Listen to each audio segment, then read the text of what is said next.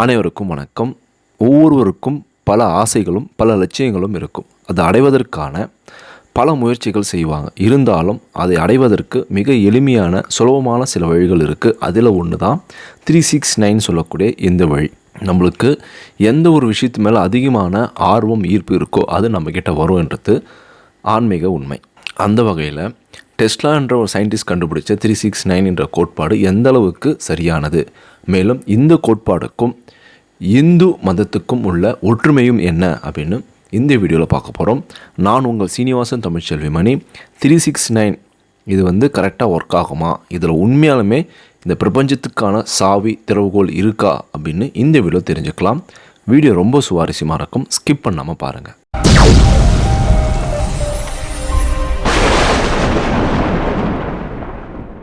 இது வரைக்கும் இந்த சேனல் நீங்கள் சப்ஸ்கிரைப் பண்ணாமல் இருந்தீங்கன்னா உடனே சப்ஸ்கிரைப் பண்ணுங்கள்.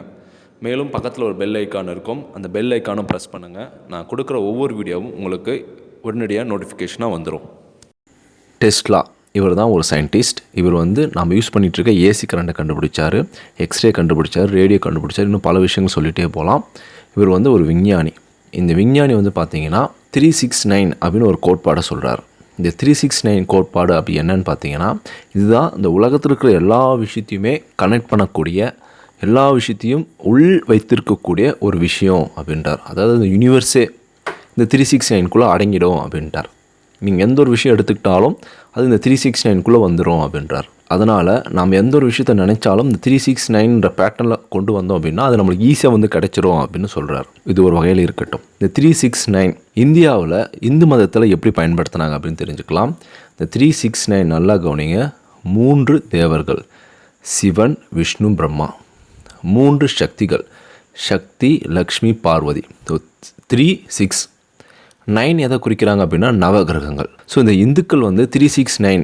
ஸோ இந்த இந்துக்கள் பார்த்திங்கன்னா இந்த 369 எப்படி கொண்டு வராங்க பார்த்தீங்களா? நாம் மும்மூர்த்திகளை வணங்குகிறோம். அந்த மும்மூர்த்திகளுடைய சக்தியான மனைவிகளான சக்தி, லக்ஷ்மி, பார்வதியை வணங்குகிறோம். ஸோ ரெண்டும் சேர்ந்துச்சுன்னா 6 நவகிரகங்கள். ஒவ்வொரு நம்ம வாழ்க்கையில் செய்யக்கூடிய செயலுக்கான கர்மாவை வகுத்து அதற்கான பலனை தரக்கூடிய நவகிரகங்களையும் நம்ம வணங்குகிறோம். அது 9. ஸோ 369 நம்ம இந்து சாஸ்திரத்தில் இப்படி குறிக்கிறாங்க. இன்னும் சுவாரஸ்யமாக சொல்லணும் அப்படின்னா மொத்தம் 12 ராசிகள், 1 + 2 3, 27 நட்சத்திரங்கள், 2 + 7 9. ஸோ இதுலேயும் 39 வந்துருச்சு. ஸோ மனிதனாக பிறந்த ஒவ்வொருத்தருக்குமே 12 ராசிக்குள்ளே தான் அடங்குவாங்க. அடுத்து அந்த 12 ராசிக்குள்ளே 27 நட்சத்திரத்துக்குள்ளே தான் அடங்குவாங்க. ஸோ அடுத்து அஸ்ட்ராலஜியில் இந்த 39 வந்துச்சு. இந்த 6 எங்கே மிஸ் ஆகுதுன்னு பார்க்குறீங்களா? இந்த 12 ராசியையும் 2ஆக பிரிக்கலாம், ஆண் ராசி பெண் ராசி அப்படின்னு. அதில் 6 வந்துருச்சு. ஸோ 369 எப்படி வந்துருச்சு பாருங்கள். அடுத்து அஸ்ட்ராலஜியில் 369 வந்துருச்சு. இப்போ இந்த விஷயத்தை முதலாக இந்துக்கள் கண்டுபிடிச்சாங்களா இல்லை டெஸ்லா கண்டுபிடிச்சாரா? இந்த 369 கோட்பாடு யார் கண்டுபிடிச்சிருப்பா? இந்துக்கள் தான் கண்டுபிடிச்சாங்க அப்படின்னா இந்துக்கள் அப்படின்னு நீங்கள் கமெண்ட் பண்ணுங்கள்.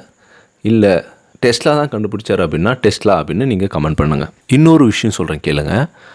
நம்ம சபரிமலைக்கு மாலை போட்டாலும் சரி, ஏதாவது ஒரு பத்தியம், ஒரு நோய்க்கு மருந்து சாப்பிட்டாலும் சரி, ஒரு மண்டலத்திற்கு சாப்பிட வேண்டும் அப்படின்வாங்க. ஒரு மண்டலம் அப்படின்னா 48 நாள். 48 நாள் 4 × 8 12, 1 + 2 3. இதுலேயும் 3 வருதா? இன்னும் சுவாரஸ்யமாக பார்த்தீங்க அப்படின்னா மாதங்கள் 12, ஒரு நாளைக்கு 24 மணி நேரம். ஸோ இதுலேயும் 12 × 1 + 2 3, 24 மணி நேரம். இது 2 + 4 6. இதுலேயும் 36 வந்துருச்சு. எண்களில் எந்த அளவுக்கு ஒரு விஷயத்தை கண்டுபிடிச்சிருக்காரு அப்படின்னு டெஸ்லா சொன்னாலும் ஆங்கிலேயர்கள் எண்களை அதிகபட்சம் பார்த்தீங்கன்னா ஒரு குறிப்பிட்ட லெவலோடு தான் நிறுத்தியிருப்பாங்க. ஆனால் தமிழர்கள் மட்டுமே எண்களுக்கு பல விஷயங்கள் சொல்லியிருக்காங்க. 1, 10, 100, 1000, 10,000, 3000, 10, 100,000, கோடி, அற்புதம், நிகர்த்தம், கும்பம், கணம், கற்பம், நிகர்ப்பம், பதும்பம், சங்கம், வெள்ளம், அந்நியம், அரட்டம், பதட்டம், பூரியம், முக்கோடி, மகாயுகம். இந்த அளவுக்கு தமிழில் எண்களுக்கு பேர் சூட்டி அதை பயன்படுத்தி வந்திருக்காங்க.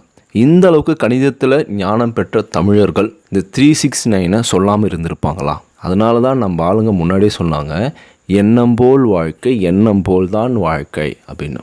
ஆனால் இதுக்கான காப்புரிமை, இதுக்கான காப்பிரைட் அவங்க வாங்கினதுனால டெஸ்லா இந்த 369 கோட்பாடு சொன்னதாக சொல்லப்படுது. ஓகே, அடுத்து இந்த 369 எப்படி ஒர்க் ஆகுது அப்படின்னு தெரிஞ்சுக்கலாம். இந்த 369 ஆன்மீகத்தில் இந்துக்கள் எந்த அளவுக்கு ஒன்றி போகுது அப்படின்னு தெரிஞ்சுக்கிட்டோம். இந்த 369 மெயினாக எதை குறிக்குது, இந்த 3 நம்பர் எதை குறிக்குது அப்படின்னு நான் சொல்லிடுறேன். 3 இந்த 3 வந்து எதை குறிக்குது அப்படின்னா ஒவ்வொரு மனிதனையும் பிரபஞ்சத்தோடு இணைக்குது. இதுதான் 3. 6 நமக்குள்ளே இருக்கக்கூடிய வலிமையும் நல்ல எண்ணங்களையும் நல்ல சிந்தனைகளையும் குறிக்குது. 9 நம்மளுடைய மறுபிறவி, நமக்குள்ளே இருக்கக்கூடிய கருமா, இவை குறிக்கிறது 9. ஸோ தான் 369 அப்படின்னு சொல்கிறாங்க. இந்த 369 எப்படி பயன்படுத்தி நமக்கு தேவையான விஷயத்தை நிறைவேற்றிக்கலாம் நல்லா தெரிஞ்சுக்குங்க. கடவுள்கிட்ட பிரார்த்தனை செய்கிறதாக இருந்தாலும் சரி, இந்த 369 கோட்பாடை நீங்கள் பயன்படுத்தினாக இருந்தாலும் சரி, நல்ல நம்பிக்கையோட மன வலிமையோட நீங்கள் முழுமையாக நம்பி செய்யணும். நம்பிக்கை இல்லாமல் அறகுறையாக செஞ்சீங்க அப்படின்னா எதுவுமே நடக்காது. மனிதனுடைய ஒரு மிகப்பெரிய பலமே நம்பிக்கை தான். நம்பிக்கையோடு நீங்கள் இதை ப்ராக்டிஸ் பண்ணுங்கள். எப்படி ப்ராக்டிஸ் பண்ணணும் அப்படின்னா ஒரு கண்டிஷன் இருக்குது. ஒரே ஒரு கண்டிஷன் தான். உங்களுடைய ஆசை நிறைவேறணும் அப்படின்னா நீங்கள் இந்த ப்ராக்டிஸ் பண்ணும்போது அந்த ஒரு ஆசையை மட்டும்தான் கான்சன்ட்ரேஷன் பண்ணி நீங்கள் இந்த ப்ராக்டிஸ் செய்யணும். இந்த ப்ராக்டிஸ் நீங்கள் பண்ணும்போது மற்ற ஆசைகளையோ மற்ற பிரார்த்தனைகளையோ நீங்கள் இதுக்குள்ளே கொண்டு வரக்கூடாது. ஃபார் எக்ஸாம்பிள், உங்களுக்கு வேலை கிடைக்கணும், கல்யாணம் ஆகணும், ஒரு வீடு கட்டணும், கார் வாங்கணும், இது போல் பல ஆசைகள் இருந்துச்சு அப்படின்னா இதில் ஃபஸ்ட் ப்ரியாரிட்டி எந்த ஆசை வேணுமோ அந்த ஆசையை ஃபஸ்ட்டு நீங்கள் இதில் இம்ப்ளிமெண்ட் பண்ணுங்கள். இப்போ உங்களுக்கு வேலை கிடைக்கணும், அந்த வேலை எப்படி கிடைக்கணும்னு நல்லா தெளிவாக திட்டம் போட்டு நீங்கள் பிரார்த்தனை பண்ணணும். அரசு உத்தியோகத்தில் இவ்வளோ சம்பளத்தில் இந்த வேலை கிடைக்கணும் அப்படின்னு நல்லா தெளிவாக வலிமையாக நீங்கள் மன உறுதிப்படுத்தி நீங்கள் பிரார்த்தனை பண்ணணும். காலையில் எழுந்தவுடன் நல்ல மன வலிமையுடன் நான் இந்த பணியில் இந்த சம்பளத்தில் சேருவேன் அப்படின்னு ஒரு 3 தடவை எழுதுங்க. நீங்கள் எழுதும்போது மிகவும் மிகவும் மன ஒன்றிணைந்து சிந்தனைகளை வந்து சிதறவிடாமல் ஒன்றிணைந்து சொல்லிக்கிட்டே எழுதணும் மனசுக்குள்ளே. மதியம் 6 முறை இதே பயிற்சியை செய்யுங்க. அடுத்து இரவு நீங்கள் தூங்குவதற்கு முன்பு 9 முறை இந்த பயிற்சி செய்யுங்க. 369 நம்பிக்கையோட உங்கள் எண்ணம் சிந்தனையை ஒருநிலைப்படுத்தி உங்களுடைய ஒரே ஒரு ஆசையை நல்ல முழுமையாக நம்பிக்கையோடு நீங்கள் செய்யுங்க. இதை 48 மண்டலம் செஞ்சாலும் 45 நாள் செஞ்சாலும் ஒன்று தான். 48 மண்டலம் செஞ்சிங்கன்னா 3, 45 நாள் செஞ்சிங்கன்னா 9. எப்படி பார்த்தாலும் 369 இந்த 3 டிஜிட்குள்ளே வந்துடுது. இந்த 3 டிஜிட்டை ஆட் பண்ணிங்கனாலும் 9ல் வந்து நிற்கும். இத்தனை முறை நீங்கள் செய்யும்போது இந்த நாள் முடிவதற்கு முன்பாகவே அதற்கான அறிகுறி உங்களுக்கு தென்படும். இது வந்து மினிமமான ஒரு அடையாளம். உங்களுடைய வலிமையும் உங்களுடைய நம்பிக்கையும் பொறுத்து இந்த நாள் முடிவதற்கு முன்பாகவே அது உங்களுக்கு நிறைவேறுவதற்கும் வாய்ப்பு அதிகமாக உள்ளது. இதுதான் இந்த 369 கோட்பாடு. இந்த 369 வந்து நான் பல முறை முயற்சி பண்ணி பார்த்துருக்கேன், எனக்கு சக்ஸஸாக நடந்திருக்கு. மேலும் இந்த 369 வந்து நம்ம ட்ரா பண்ணி பார்த்தோம்னா ஒரு இன்ஃபினிட்டி மாதிரி வரும். இந்த இன்ஃபினிட்டி பார்த்திங்கன்னா 8 மாதிரி இருக்குது இல்லையா, இதனுடைய இன்னொரு அர்த்தம் என்னன்னு பார்த்தீங்கன்னா இட்ஸ் நாட் எண்டு. இது போயிட்டே இருக்கும். மனிதனாக பிறந்தவர்கள் எல்லோருக்கும் ஆசை இருக்கும், அந்த ஆசைக்கு முடிவே இருக்காது. அதாவது எல்லாத்தையும் துறந்து கடவுளிடம் போய் சேரணும் அப்படின்னு நினச்சா கூட அதுவும் ஒரு ஆசை தான். உங்களுடைய அன்பையும் பண்பையும் நான் கடவுள்கிட்ட பெறணும் அப்படின்னு நினைக்கிறீங்களே, அதுவும் ஒரு ஆசை தான். அதையும் நம்ம பெறுவதற்கும் இந்த 369 முறையில் பயன்படுத்தணும் அப்படின்னா கடவுளுடைய ஆசையை நம்ம ஈஸியாக பெற முடியும். உங்களுக்கு எந்த ஒரு ஆசை இருந்தாலும் அந்த ஆசையை நிறைவேற்றிக்கொள்ள இந்த 369 மெத்தட் பயன்படுத்திங்கன்னா ஈஸியாக அடையலாம் அப்படின்னு டெஸ்லா சொல்கிறாரு. நம்ம சாஸ்திரத்தில் என்ன சொல்கிறாங்க அப்படின்னா, நீங்கள் எந்த ஒரு விஷயத்தை நீங்கள் நினைக்கிறீங்களோ அந்த விஷயத்தை நீங்கள் அடையணும் அப்படின்னா அந்த விஷயத்தின் மீது அதிகமான கவனத்தை செலுத்த வேண்டும். தொடர்ந்து ஆர்வமுற்றால் அந்த விஷயத்தில் முன்னேற்றம் அடைய முடியும் அப்படின்னு ஒரு குறிப்பு இருக்குது, ஒரு வாக்கியம் இருக்குது. அதை இந்த கோட்பாடு முறையில் நீங்கள் செஞ்சீங்க அப்படின்னா இன்னும் தெளிவாக இருக்கும். எந்த ஒரு விஷயத்தையுமே ஒரு நெறிமுறையோடு ஒரு கட்டுப்பாடோடு செஞ்சோம் அப்படின்னா அது சீக்கிரமாக அதனுடைய இலக்கை அடைய முடியும் என்பது சிம்பிள் சயின்ஸ். அதாவது அந்த 369 மெத்தடில் நீங்கள் பயன்படுத்தினீங்க அப்படின்னா ஈஸியாக அதை நீங்கள் அடைய முடியும். நீங்கள் உங்களுடைய பிரார்த்தனையை இந்த மெத்தடில் ட்ரை பண்ணி முயற்சி பண்ணி பாருங்கள். நிறைவேறிச்சு அப்படின்னா எனக்கு கமெண்ட் பாக்ஸில் மறுபடியும் வந்து சக்ஸஸ்ஃபுல்லாக நிறைவேறிச்சு அப்படின்னு எனக்கு கமெண்ட் பண்ணுங்கள்.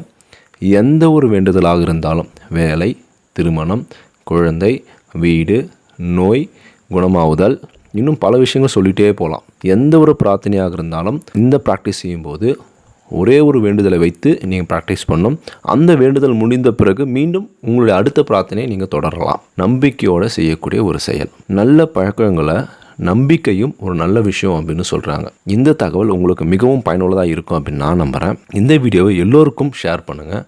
இந்த வீடியோ பற்றி உங்களுடைய கருத்துக்களை எனக்கு கமெண்ட் பண்ணுங்கள். மறக்காமல் என்னுடைய சேனலை சப்ஸ்கிரைப் பண்ணுங்கள். தேங்க்யூ ஃபார் வாட்சிங்.